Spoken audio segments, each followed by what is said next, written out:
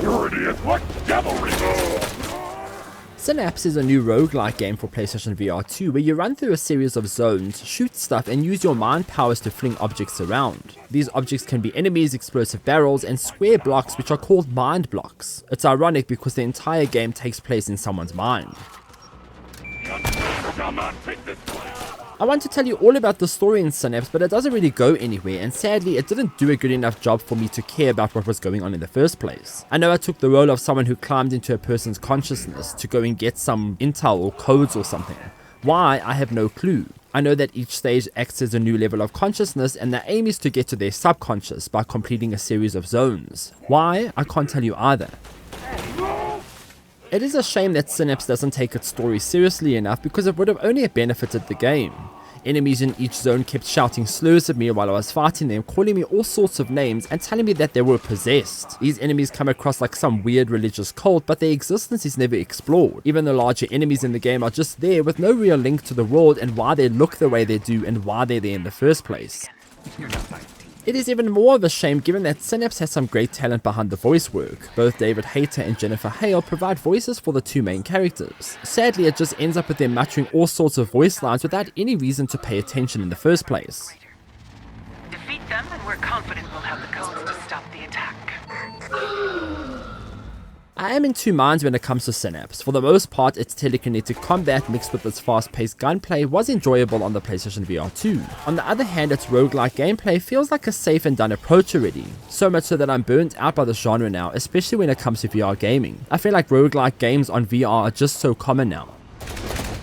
But Synapse does do a few things right. It manages to deliver some fun gameplay mechanics thanks to its eye tracking feature. Things like simply looking at an object or enemy allowed me to grab them with my left hand and toss them about like a play toy. I was also impressed by how fantastic the game ran on the system, and its intense combat and movement provided hours of comfortable play without ever feeling motion sick. If anything, Synapse is one of the more fast-paced games I've played on PlayStation VR2 to date. Its 120Hz refresh rate went a long way to keep the visuals steady while I was literally dashing across the screen, taking cover, whipping my head around to fling enemies into the air, and shooting soldiers while I was at it. I moved that camera a lot, and I never felt sick once. The game demands quick reactions, lots of sprinting, and quick head turns. I remember one session where I played for a full hour and 30 minutes straight without any motion sickness at all. I only stopped playing because I completed the game. I would have carried on without any issue if that wasn't the case.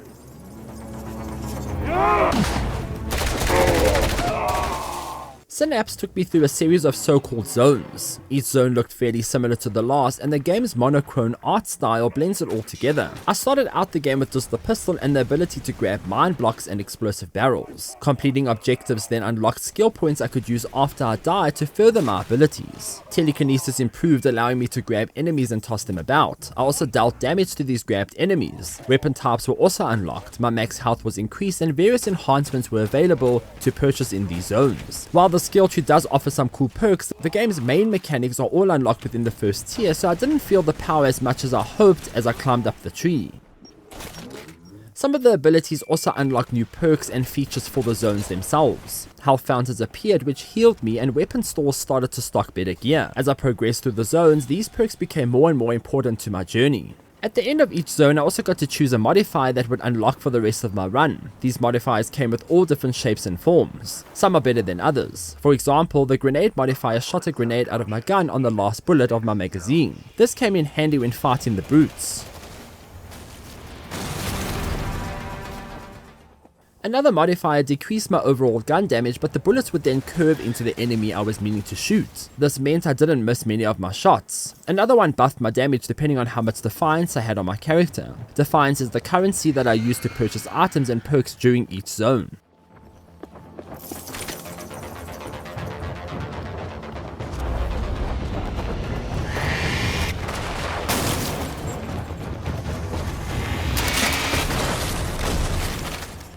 So the combination of the permanent skills, the in-zone stores, and these modifiers all helped change each new run in Synapse. Some runs were easier than others when I got the guard roll of weapon stores, modifiers, and perks. Some were tougher, but the slow creep up the ladder definitely felt rewarding.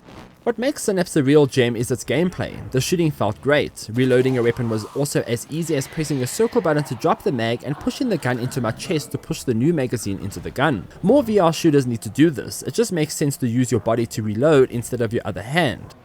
During the late game zones, things were also intense, with over 70 enemies to kill in one stage. I could also move platforms and lifts around to strategically plan my approach to the oncoming wave.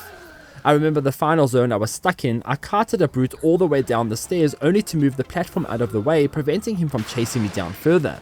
I then trickled his health down slowly with my gun and tossed barrels at him.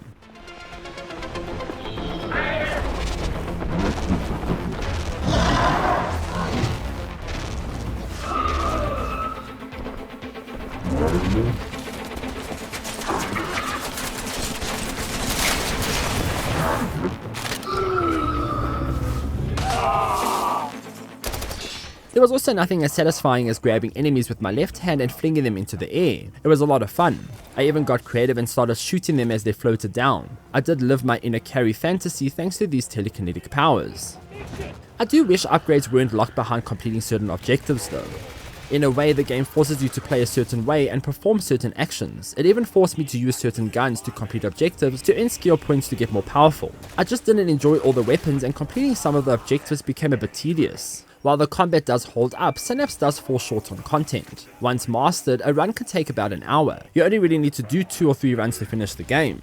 The enemy variety is also lacking, with only a handful of different enemy types to fight.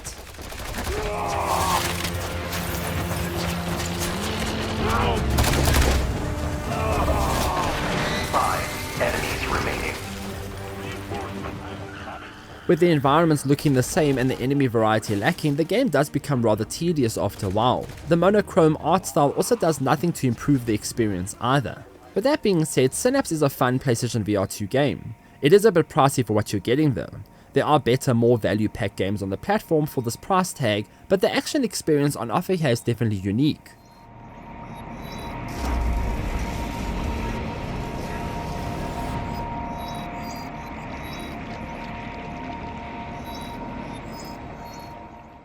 So those are my thoughts on Synapse. Are you looking to pick this game up? Let me know in the comments down below.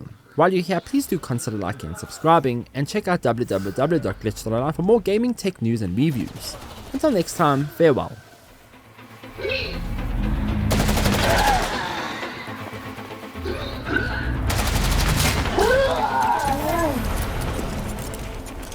Uploading data points. You've done it, operator. Ah, thank God. We have the data on the attack. Sorensen, you initiated the mind machine?